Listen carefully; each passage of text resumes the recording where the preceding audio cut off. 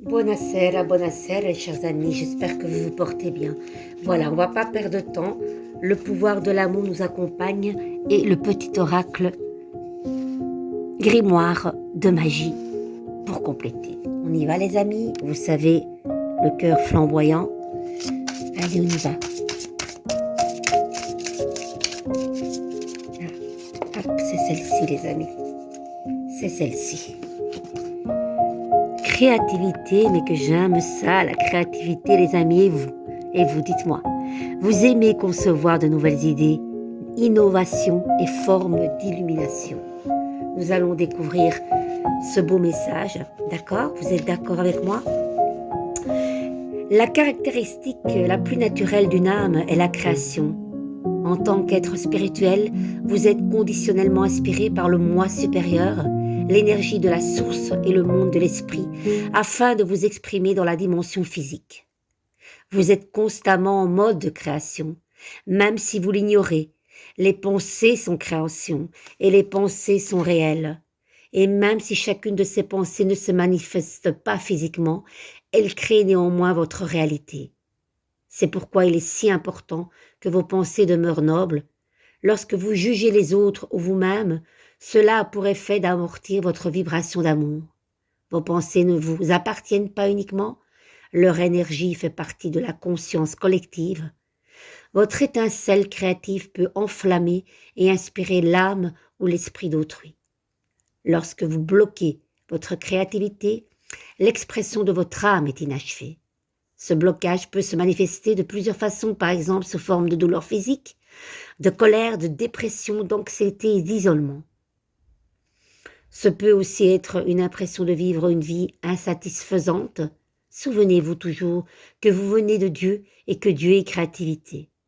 En tant que personne aimante et visionnaire, vous pouvez voir le potentiel de ce qui existe en germe de la réalité physique. Vous êtes en mesure de donner une forme à l'imagination.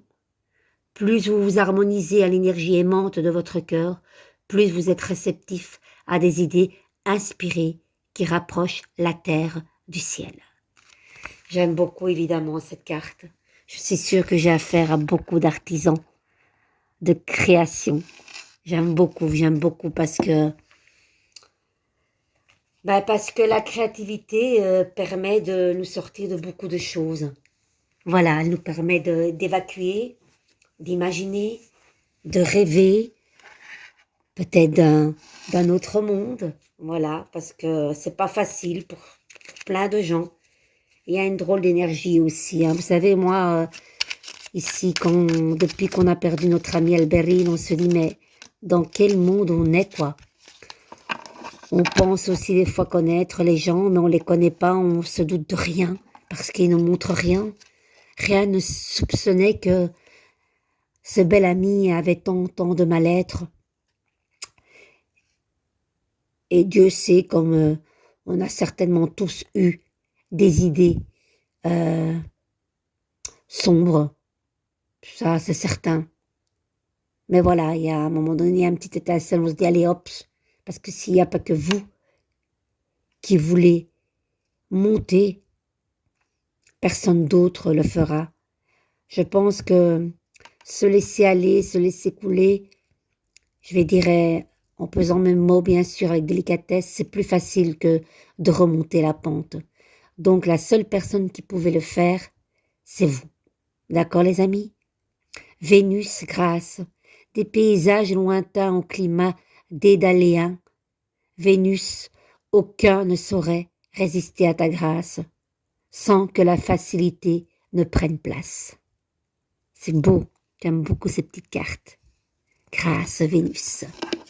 Beauté. Lapis-lazuli, lucidité. Pierre de ciel, tes messagers m'offrent d'absolues vérités. De leurs confidences, illusions et fausses croyances sont évincées. C'est éveillé que je mène mes projets. C'est beau. Grâce et lucidité, les amis. La pierre bleue ici, elle est trop belle, j'ai ça en bijoux. Et puis vous avez la grâce de Vénus qui vous accompagne. Waouh! J'aime beaucoup ce qui s'est passé. Je vous embrasse, prenez soin de vous. À bientôt.